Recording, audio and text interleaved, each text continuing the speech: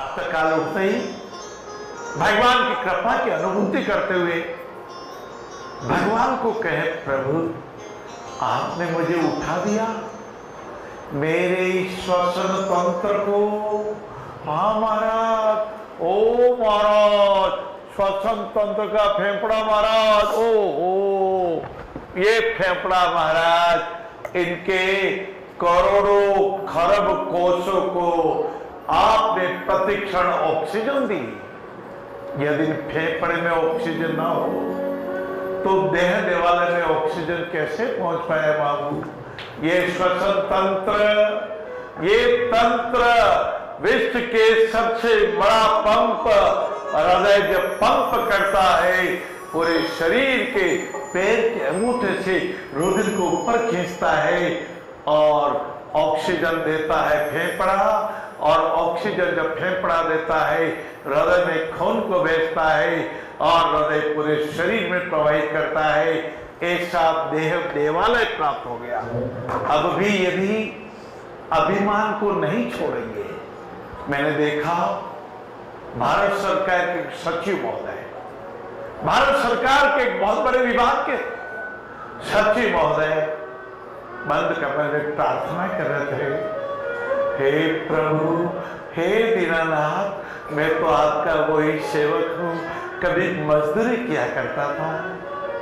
महाराज, भारत के प्रधानमंत्री वर्तमान में है आदरणीय नरेंद्र जी मोदी साहब, कभी चाय बेचा करते थे।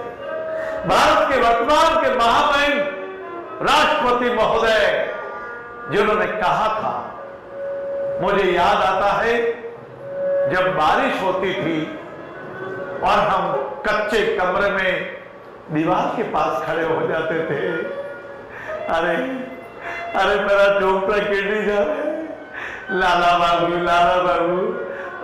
महात्मा गांधी जी ने, आप कभी राजघाट पधारे, आप कभी दिल्ली पधारे, और जब महात्मा गांधी की समाधि पर पधारे, वहां एक शिलालेख लिखा हुआ मैंने पढ़ा था, मार्बल पे होगा या ग्रेनाइट पे होगा, उसका कोई अंतर नहीं पड़ता।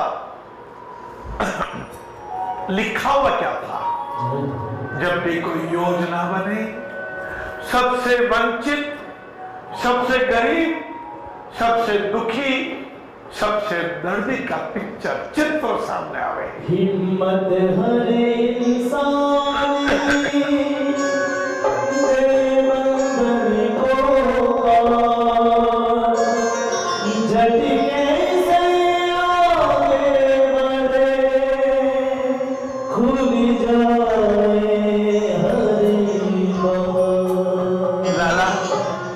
द्वार खुल गए, हिम्मत आ गई, बंधन कट गए, विकार दूर हो गए, अपना लक्ष्य नजर आने लगा।